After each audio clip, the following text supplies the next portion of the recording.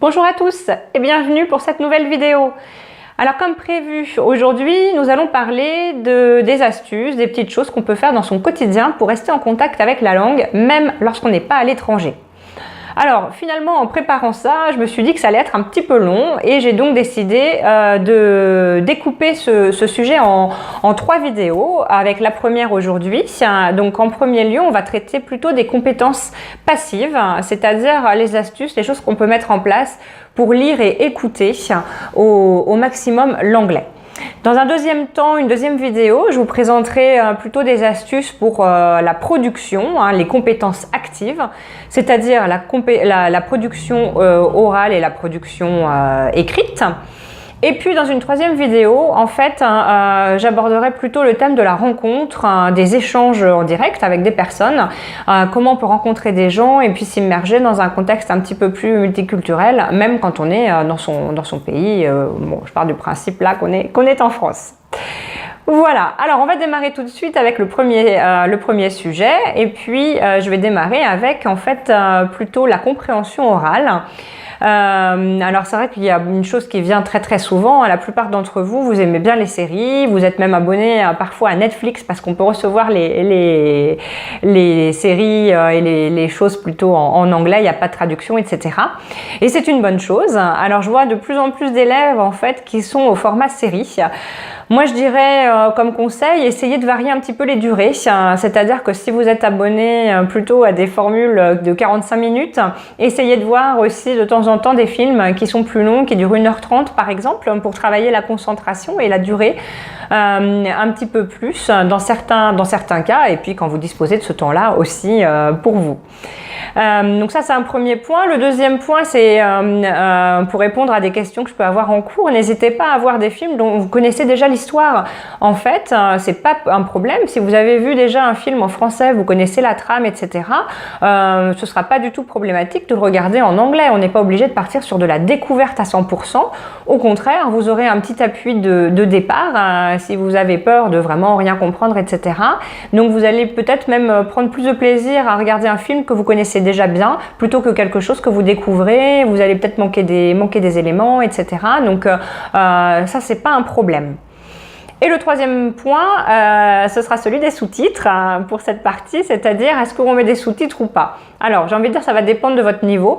Si vous avez déjà un niveau plutôt avancé, vous pouvez gommer les sous-titres, là vraiment pour travailler quand même la compréhension orale. En revanche, si votre niveau est plutôt autour du A2, B1, mettez des sous-titres. Franchement, le but c'est quand même de se faire plaisir et de regarder un bon film ou une bonne série. Mais alors je dirais, mettez plutôt des sous-titres quand même en anglais, parce que de toute façon, vous allez lire les sous-titres. Un film en français avec des sous-titres en français, vous allez voir qu'on lit les sous-titres. Donc, quand vous allez passer par la case lecture, prenez l'habitude de les mettre en anglais, parce que de toute façon, pour lier le temps d'image avec le dialogue et ce qui va se passer, les personnes qui travaillent sur les sous-titres font des choix et ne vont pas forcément mettre exactement ce qui est dit dans l'image comme sous-titre. Donc vous allez avoir des phrases plus courtes et plus simples et vous allez avoir des synonymes, etc. dans certains cas. Donc ça va vous aider, ça sera un vrai soutien à la compréhension et surtout vous allez rester tout en anglais, ce qui est quand même important et ça va éviter à votre cerveau de jongler entre les 2 langues sans arrêt, mais de rester bien sûr de l'anglais. Enfin en fait ça c'est applicable pour n'importe quelle langue, si votre langue c'est l'espagnol, vous pouvez faire ça en espagnol, pas de problème. Voilà. Et puis ensuite, eh bien, je dirais, essayez de varier les supports, c'est-à-dire que si vous aimez bien tout ce qui est vidéo, etc., pourquoi pas essayer de trouver des youtubeurs que vous pourriez suivre ou bien des vidéos sur YouTube, sur des centres d'intérêt que vous avez, sur vos loisirs, ça peut être, je sais pas moi, les méthodes de running, le scrapbooking, je sais pas, la photographie, le cinéma, etc. Donc allez-y, regardez, vous avez des youtubeurs, je pense, sur tous les sujets. Bon, après l'humour, ça reste pour des personnes qui ont des niveaux un petit peu plus élevés, mais vous pouvez suivre voilà, des youtubeurs et leurs blagues aussi. Maintenant, si vous avez un niveau un petit peu plus simple, suivez plutôt des sujets qui vous intéressent qu'un youtubeur humoriste, parce que forcément, il y aura des petits freins et des petites choses que vous ne pourrez pas capter tout de suite. Alors, après tout ce qui est l'aspect vidéo, etc., eh bien, je passerai aussi par le point radio et audio, en fait, sans image, parce que c'est quand même aussi un bon moyen de se familiariser avec la musicalité de la langue. Donc aujourd'hui sur Internet, vous avez vraiment toutes les radios du monde entier que vous pouvez obtenir. Il suffit de taper dans votre moteur de recherche British Radios, Australian Radios, voilà, South African Radios, et vous aurez la liste de toutes les radios quasiment qui existent. Et alors là, à vous d'explorer pour choisir ce qui vous intéresse le plus. Tout l'intérêt là, c'est, et en fait il est double, c'est-à-dire que quand vous aurez trouvé une émission, quelque chose qui vous intéresse bien, vous pouvez même vous abonner au podcast et vous recevrez directement par mail l'élément qui vous intéresse. Et puis le deuxième, c'est surtout de vraiment ne pas, ne pas s'asseoir pour écouter à 100% toute l'émission, etc., mais plutôt de la mettre en bruit de fond quand vous êtes en train de faire autre chose. Je ne sais pas, si vous aimez peindre, dessiner, rien ne vous empêche de mettre la radio en anglais, en fait, si vous le faites en musique. Si vous aimez faire du sport, vous pouvez vous mettre dans vos écouteurs la radio pendant que vous êtes à la salle de sport ou que vous faites de votre running, etc. L'idée, c'est de pouvoir avoir de l'anglais ou la langue de votre choix qui s'intègre dans votre quotidien sans vous demander de prendre encore une demi-heure, une heure de plus sur votre temps. Voilà, mais plutôt de faire les choses en même temps que autres. Alors, si vous êtes tout à fait débutant, ne vous affolez pas. Écoutez la radio même en faisant autre chose, c'est très bien. Vous allez prendre conscience de la musicalité de la langue. Votre cerveau va l'intégrer aussi. Vous allez comme ça travailler les intonations, travailler les accentuations et ça va vous aider beaucoup pour la prononciation aussi. Donc n'hésitez pas à le faire, même si peut-être la première fois vous allez vous dire « Oh là là, vraiment je comprends rien ». Vous pouvez mettre une radio qui passe quand même pas mal de musique, comme ça vous entendrez un petit peu la langue de votre souhait, puis ensuite les tubes qui passent en ce moment, etc. Et puis ça permet d'allier l'utile à l'agréable. Et puis en fait cet élément, ça me permet aussi de vous parler, alors là c'est vraiment plus pour l'anglais parce que je ne connais pas la position dans les autres pays, mais en fait vous avez beaucoup de CD qui sont des livres audio en fait que vous pouvez acheter. Alors là surtout les ventes en ligne, vous pouvez ou lors de vos voyages. Et il y a énormément de littérature classique qui est passée en CD audio, en tout cas pour l'Angleterre, en libre service dans toutes les librairies, sans problème, et que vous pouvez retrouver en ligne.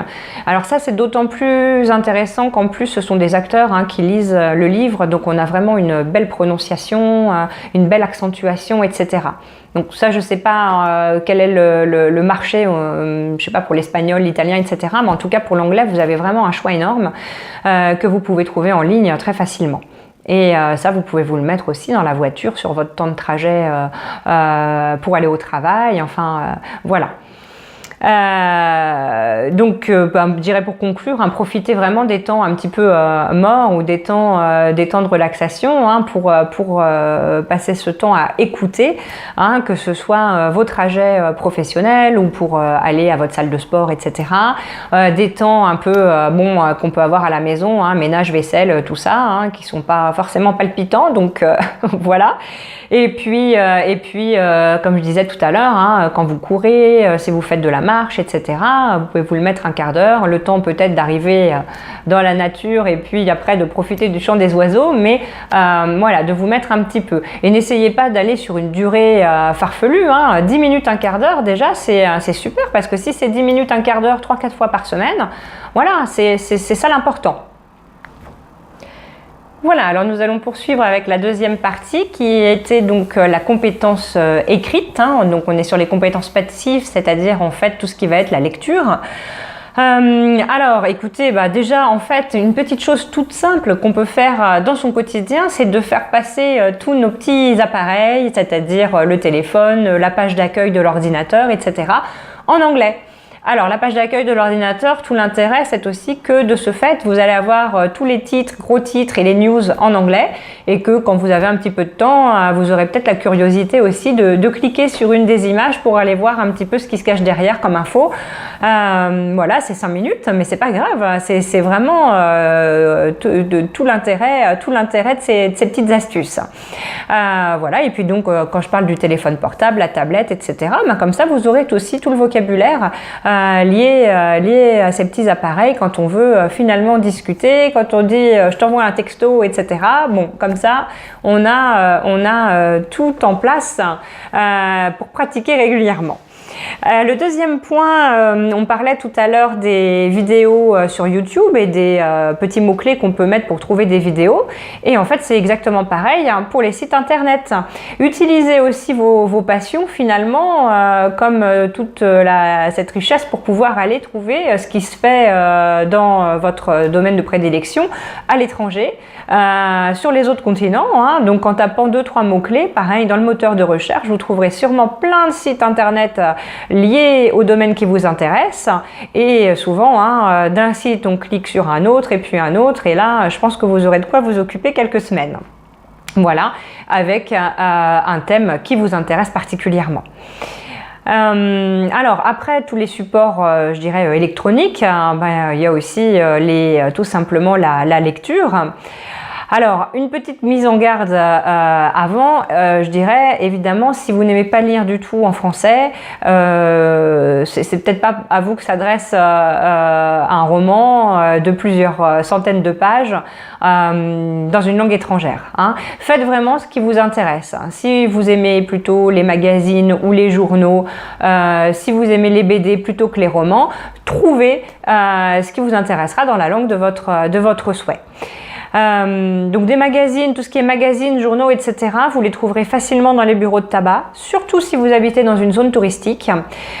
Et pensez aussi aux campings étrangers, alors les campings de belle taille qui vont avoir leur propre en fait petite supérette ou petit bureau de tabac, mais qui reste ouverte en fait.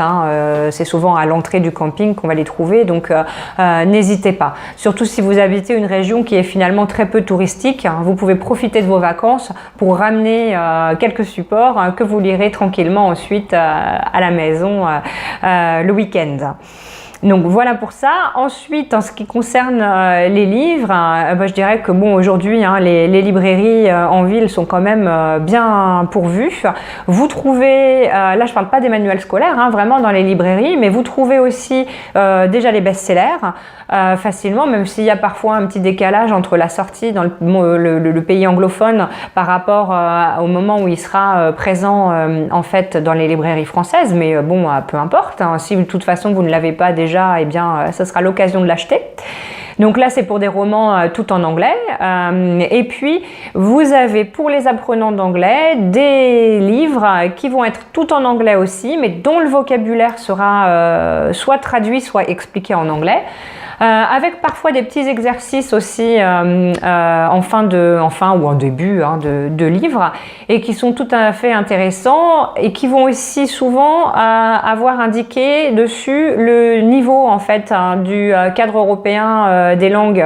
Donc vous pouvez voir par rapport à votre niveau, ça sera noté dessus A2, B1, B2. Donc vous aurez vraiment une idée très précise déjà par la catégorie et puis ensuite en le feuilletant un petit peu avant de l'acheter pour voir si le sujet vous intéresse. Mais on trouve vraiment des classiques ou alors des classiques un petit peu revisités pour pouvoir s'adapter au public d'apprenants. Mais moi j'ai vu des Sherlock Holmes, etc.